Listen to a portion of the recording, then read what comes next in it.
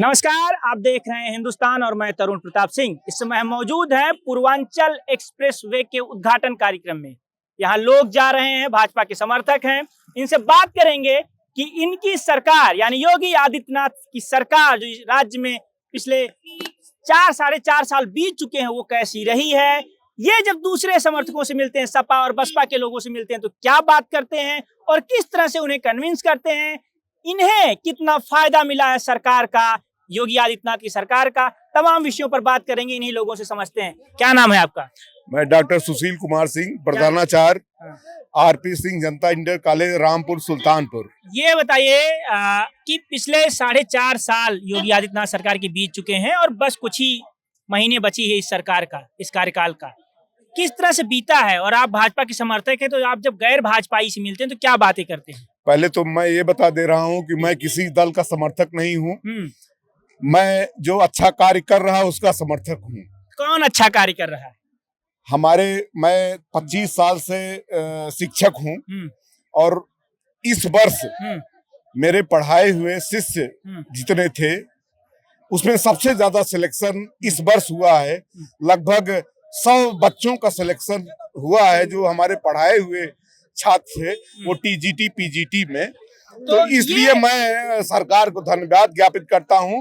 और इसी के लिए मैं उत्साहवर्धन के लिए मैं यहाँ पहुंचा हूं, अपने साथियों के साथ, अपने ग्राम वासियों के साथ पहुंचा। क्या नाम है आपका? पंकज सिंह नाम। पंकज, आप क्या करते हैं? मैं पेशे से बिजनेसमैन हूँ। क्या बिजनेसमैन? एक तो कहा जाता है कि जीएसटी और नोटबंदी ने बिजनेस को पूरी तरह से तोड़ दिया है, ये इसमें कितनी सच्चाई है? ऐसा कुछ नहीं है। जो हमको सरकार दे रही है उसी में से हम वो अपना जो भी टैक्स रखी है वही ले रही है, न कि हमारे घर से या मैं अपने घर से कि एक पैसा अलग से दे रहा हूँ। जो हमको धनार्जन होता है कार्य के सापेक्ष, उसका जो सिस्टम है वो हम देते हैं सरकार को। ऐसा कुछ नहीं है कि हम कहीं और से उसको ले जाके सरकार को अलग से दे रहे हैं। अच्छा, तो ये पिछले 4.5 साल योगी आदित्यनाथ की सरकार के बीत चुके हैं। आप भी भाजपा समर्थक हैं या सिर्फ क्योंकि पूर्वांचल एक्सप्रेस? नहीं, पूरी तरह से भाजपा समर्थक। तो आप जब गैर भाजपाई से मिलते होंगे, सपा के समर्थकों से मिलते होंगे, बसपा के समर्थक, तो उनसे कैसे बातचीत, उन्हें क्या बताते हैं कि आप वोट करिए या ना करिए? हमें तो नहीं लगता है कोई गैर भाजपाई हो। हाँ, और होना भी नहीं चाहिए। अगर है तो बहुत गलत है। क्यों गलत है? अरे देख लीजिए, आप देखिए, जो दिख रहा है उसको कहने या बताने की जरूरत नहीं। मतलब अगर कोई दूसरी पार्टी को वोट देता है वो क्यों गलत है, ये आप नहीं, वो देना भी नहीं चाहिए। क्यों दें उनको?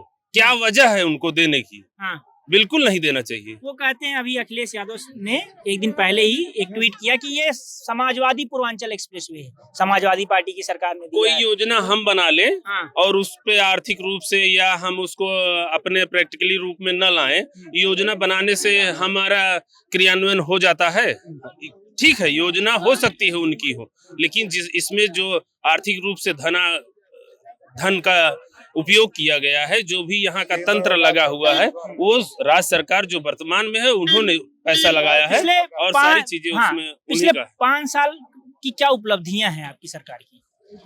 जो है वो दिख रहा है। नहीं, ये तो मैं इस राज्य का नहीं हूँ तो मुझे कैसे पता चलेगा क्या हुआ आप है? जनसैलाब देखिए, जनसैलाब की तरफ एक बार देखिए और ये सारे लोग, मैं देख रहा हूँ, जवाब देने के लिए तैयार हैं। मैं आपसे पूछ रहा हूँ कि पिछले 5 साल में क्या काम किया आपकी सरकार ने अपने बिजनेस किया है में? विकास। हैं कि भगवान राम का भव्य मंदिर निर्माण कार्य चल रहा है और धारा 370 हमारे जम्मू कश्मीर में आप देख रहे हैं हिंदू भाइयों को जो है वो सब हुआ उसके समर्थन में, और ये तमाम सब जो है हिंदुत्व के योगी आदित्यनाथ की सरकार के 5 साल बीतने को हैं।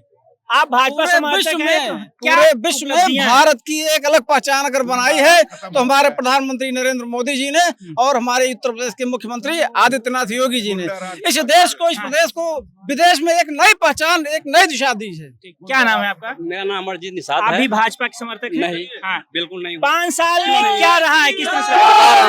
कहते हैं जिसका दल होता है उसी का बल होता है, उसी समस्याओं का हल होता है। इंग्लिश में कहावत है, हिस्ट्री की mother politics, movement is father politics. ठीक है, मैं इलाहाबाद की 5 साल से पढ़ाता हूँ एसएससी वालों को।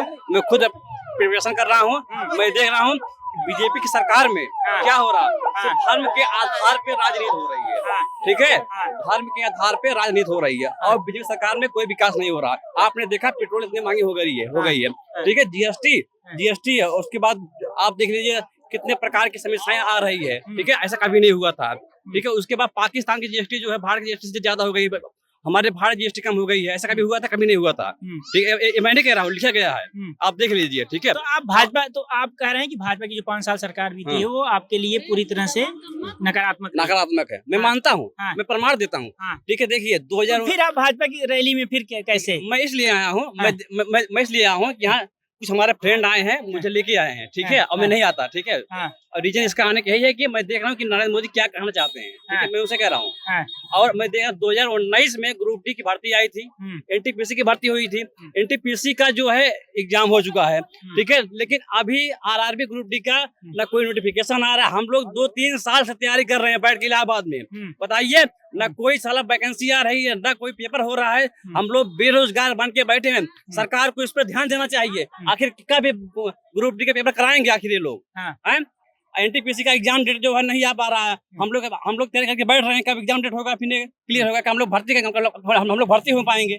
ऐसा हो रहा है सब कुछ। वैकेंसियां लेकिन सरकार कह रही है कि पिछले 5 साल में सबसे ज्यादा वैकेंसी 4 लाख के आसपास वैकेंसियां। मैं मानता हूँ सरकार कह रही है कि मैं 5 इतनी सच्चाई है इसमें, क्योंकि आप तैयारी करते हो, सीधे जुड़े हैं। हाँ, मैं तैयारी करता हूँ, मैं मानता हूँ, लेकिन मैं बीजेपी से, सरकार से, नरेंद्र मोदी से, योगी आदित्यनाथ से ये पूछना चाहता हूँ, आखिर 2019 में ग्रुप डी की भर्ती आई, क्यों भारतीयों करा नहीं रहे हैं? क्या रीजन है? ठीक है, ये सिर्फ धर्म के आधार पर सिर्फ खाली राजनीति कर रहे हैं और बेरोजगारी जो है नहीं दूर कर रहे हैं। यही कर रहे हैं, बस ये इतना हो रहा है। क्या नाम है आपका?